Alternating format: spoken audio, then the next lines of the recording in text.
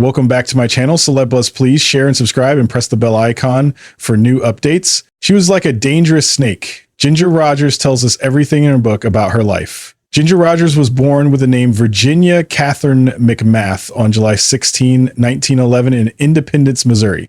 She became one of the most talented and loved performers in American show business. Her mom, Isla Owens McMath, was very strong and wanted Ginger to be famous.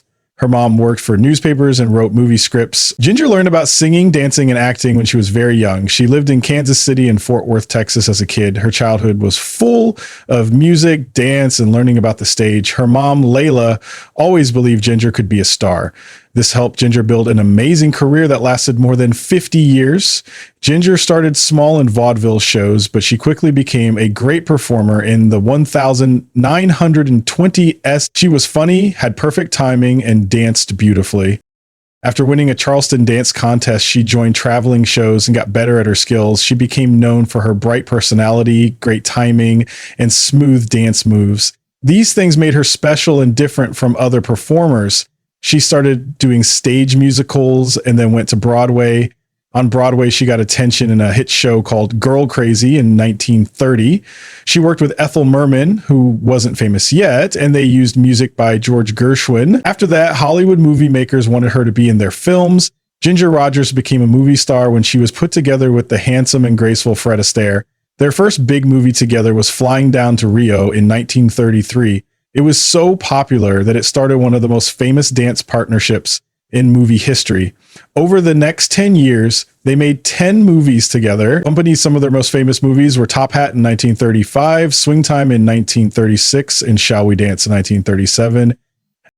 These movies weren't just fun musicals with easy songs and dances. They were fancy, hard-to-make movies that changed how dance and music were shown in films.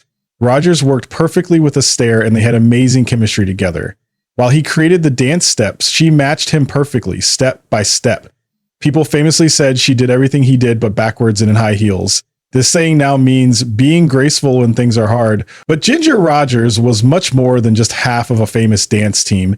She really wanted people to see her as a serious actress who could do more than just dance.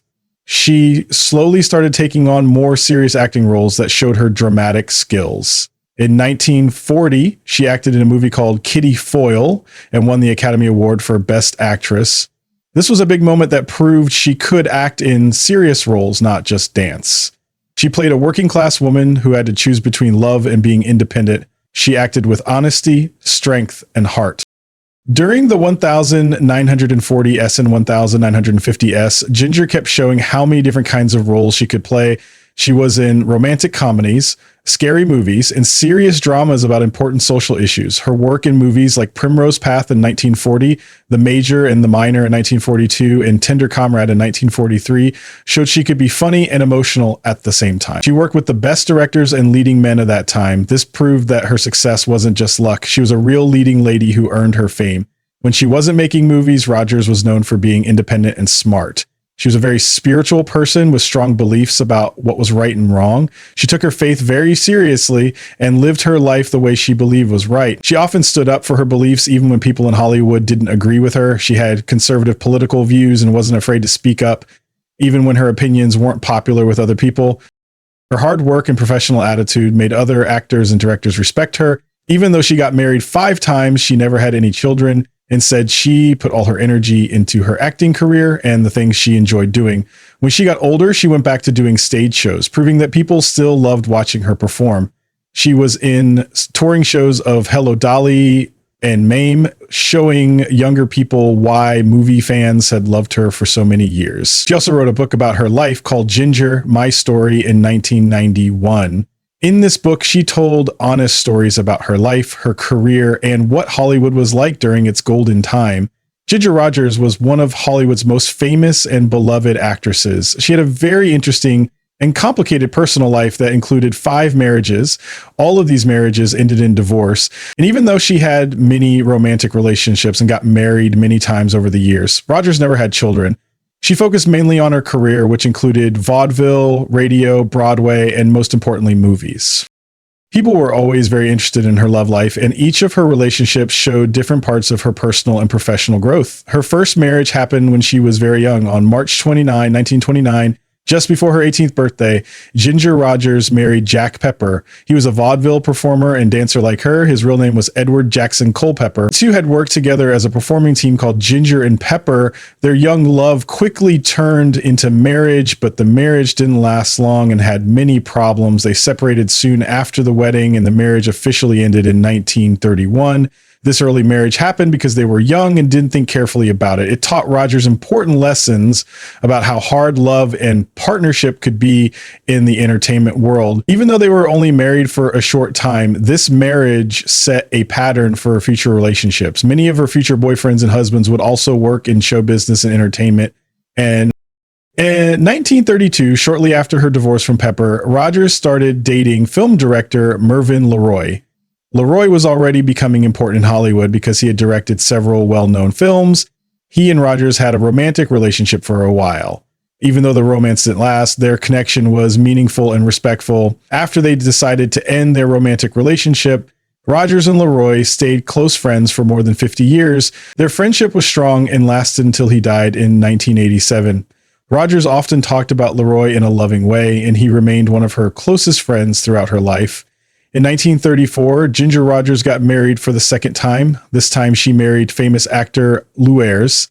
Ayres was best known for his role in All Quiet on the Western Front in 1930.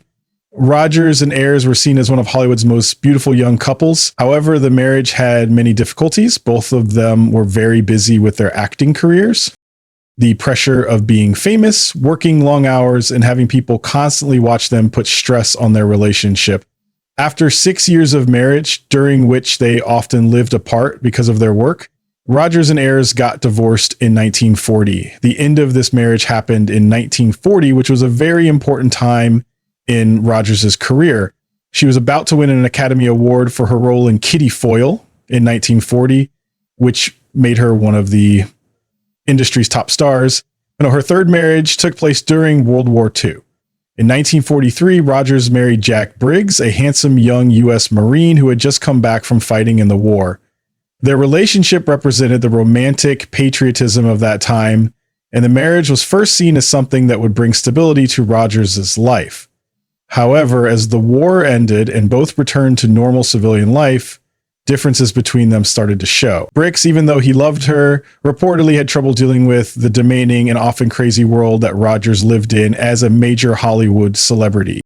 After 7 years together, the couple got divorced in 1950. Even though their separation was friendly, the marriage showed the challenges Rogers faced trying to balance her personal life with her huge professional responsibilities. In 1953, Ginger Rogers got into what would become one of her most talked about marriages. This was her fourth marriage to Jacques Bergerac, a handsome French lawyer who became an actor. He was 16 years younger than her. Rogers had met Bergerac during a trip to Paris, and the two quickly fell in love despite their age difference and different backgrounds. At the time, Bergerac had been studying law in France, but Rogers and the glamour of Hollywood inspired him, so he moved to the United States and tried to become an actor. Their marriage got a lot of media attention because of the age gap and the exotic appeal of Bergerac's European charm. Despite the initial exciting romance, cultural differences, professional dreams, and personal problems that made them incompatible ultimately led to their divorce in 1957. Bergerac later had a moderately successful acting career and even managed to stay on good terms with Rogers in later years. Her fifth and final marriage was to director and producer William Marshall. The couple got married in 1961 when Rogers was starting to move from film roles to stage performances and occasional television appearances. Marshall was an ambitious producer, and the two hoped to build a creative and financial partnership along with a personal one. Together, they started a film production company and even moved to Jamaica with dreams of creating an international studio. However, the marriage soon became strained because Marshall struggled with alcoholism and was bad at managing money. The failure of their business, combined with the emotional stress of his addiction, led to increasing tension between them. After almost 10 years of marriage, Rogers and Marshall got divorced in 1970. It was a painful end to what had once seemed like a promising union, but Rogers came out of the experience with strength, returning to her career with renewed focus and determination. Despite the ups and downs of her romantic life, Ginger Rogers remained a fiercely independent woman throughout her life. She never got married again after her divorce from Marshall and chose to spend her later years writing, touring in theater shows, and preserving her legacy as one of Hollywood's golden age's most talented and beloved stars. Even though she never had children, she was deeply devoted to her family, particularly her mother, Layla Rogers, who had worked as her manager, mentor, and guiding light throughout her career. In her honest and revealing book, Ginger Rogers did not hold back when describing some of the most challenging relationships in her life. She especially talked about her complicated interactions with fellow Hollywood legend Katharine Hepburn. Rogers, who was often remembered by the public for her glamorous image and graceful screen presence, revealed a far more complex and darker reality beneath the glitz and glamour. She used the phrase poisonous snake to describe Hepburn. This was a very strong metaphor that showed deep feelings of betrayal, hurt, and the toxic nature of their meetings. This description was not said lightly or just in a moment of anger. It was an expression of the emotional damage that Hepburn's behavior had caused over the years. The book tells about many times when Rogers felt undermined or dismissed by Hepburn. This reflected the fierce competition and often ruthless dynamics that filled Hollywood's golden age. The rivalry between the two women was typical of an era where actresses were often put against each other, fighting not only for desired roles, but for public love and industry respect. Hepburn's cold attitude, sharp tongue, and unwavering self-confidence often turned into behavior that Rogers saw as cruel and venomous. Rather than the friendly friendship that many fans might have imagined, their relationship was marked by tension and cold exchanges. Rogers' honest words shed light on the darker side of Hollywood friendships and rivalries, revealing that beneath the sparkling surface, jealousy and hatred could poison personal connections. Moreover, Ginger Rogers' book illuminates the complexity of Katharine Hepburn's personality itself. She was a woman who was fiercely independent and unapologetically herself, often to the harm of others. Rogers' description suggests that Hepburn's impressive strength and unyielding nature, while admirable in many ways, could also show up as a sharp, biting presence that left scars on those around her. The poisonous snake metaphor brings up the idea of danger hidden beneath beauty and charm. It's a warning of the subtle but powerful impact Hepburn had on her peers. Rogers did not simply make Hepburn look bad. Rather, she offered a balanced perspective that acknowledged Hepburn's brilliance while simultaneously exposing the harshness she brought into their interactions. This confession also connects to a broader theme in Rogers' book, where she bravely confronts not just Hepburn, but the many challenges she faced as a woman in a fiercely competitive industry. Her honesty reveals the emotional costs of maintaining a public image of perfection while enduring the complex realities of personal rivalries and professional hardships. By calling Hepburn a poisonous snake, Rogers also metaphorically named the many unseen struggles women faced in Hollywood. These were the hidden battles of power, control, and survival that were as dangerous as venomous snakes. Ultimately, Ginger Rogers' book stands as proof of her resilience and strength. By confessing everything, including her harshest judgments of Hepburn, Rogers reclaimed her story and humanized the often mythologized lives of classic film stars. It invites readers to look beyond the silver screen glamour and understand the real emotions, conflicts, and complexities that shape their lives behind the scenes. The phrase, "she was a poisonous snake," will forever echo as a powerful, raw glimpse into the fierce realities of Hollywood's golden era. Told through the unfiltered eyes of one of its brightest stars, Ginger Rogers, the iconic actress and dancer known worldwide for her captivating performances alongside Fred Astaire, enjoyed a lifestyle that reflected both her love for comfort and her connection to different parts of the country.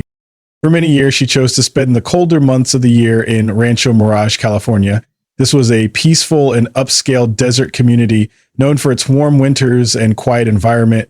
Rancho Mirage offered Rogers a perfect place to get away from harsher climates, where she could enjoy the sunshine, engage with the local art scene, and maintain some privacy away from the busy cities. The area was a popular place for celebrities and retirees alike, giving Rogers a sense of community among other notable figures while allowing her to live quietly in her later years. During the warmer months, Ginger Rogers would move to Medford, Oregon.